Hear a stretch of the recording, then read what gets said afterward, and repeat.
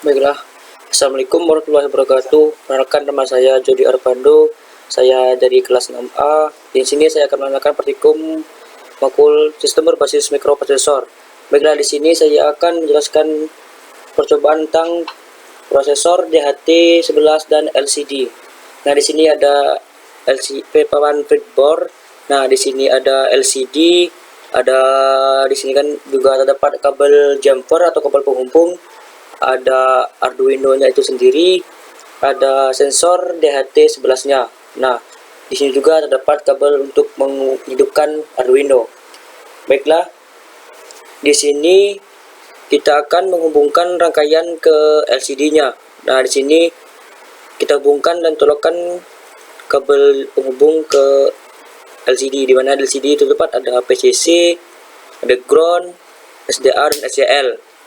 Nah, setelah merangkai itu, pada ground kita hubungkan ke negatif pada breadboard. Nah, di sini, dan setelah itu untuk tegaknya itu kita colokkan ke papan breadboard yang positif. Nah, setelah itu SDA itu kita sambungkan ke Arduino, dan terdapat di situ Arduino itu ada pada A4 dan SCL itu pada A5.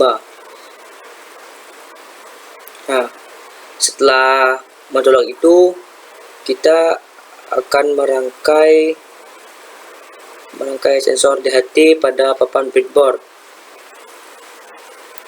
Nah, pada sensor DHT sendiri terdapat 3 bagian, yaitu ada ground, ada data, dan ada. Setelah itu kita colokkan data negatif pada breadboard, dan setelah itu kita colokkan pada data breadboard juga pada sensor DHT-nya.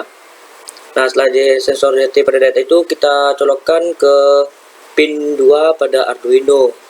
Nah, kemudian untuk pada sumber atau tegangan PCC pada sensor itu kita colokkan ke plus pada breadboard. Nah, setelah itu kita sambungkan rangkaian dari Arduino ke papan breadboardnya, di mana pada Arduino terdapat volt 5 volt, itu kita sambungkan ke positif pada breadboard, dan pada ground itu pada negatif pada papan breadboard. Nah, setelah itu, setelah selesai rangkai semuanya, kita colokkan atau kita hubungkan kabel USB ke Arduino untuk menyalakan atau menghidupkan Arduino dan LCD-nya. Nah, setelah dapat itu, setelah dilihat kalau udah menyala Arduino-nya atau LCD-nya, berarti rangkaian kita dapat dilaksanakan atau berjalan dengan baik. Nah, setelah itu kita kembali ke program yang telah saya buat, yaitu pada Arduino atau pemrograman Arduino sendiri. Nah, di sini terdapat pemrogramannya, yaitu ada file setup dan file loop. Nah, di sini dapat dilihat sendiri bahwa pada pemrograman saya itu terdapat lever cycle itu pada LCD 27, 16, dan 21. Nah, dapat dilihat sendiri pemrogramannya bagaimana. Setelah itu kita sesuaikan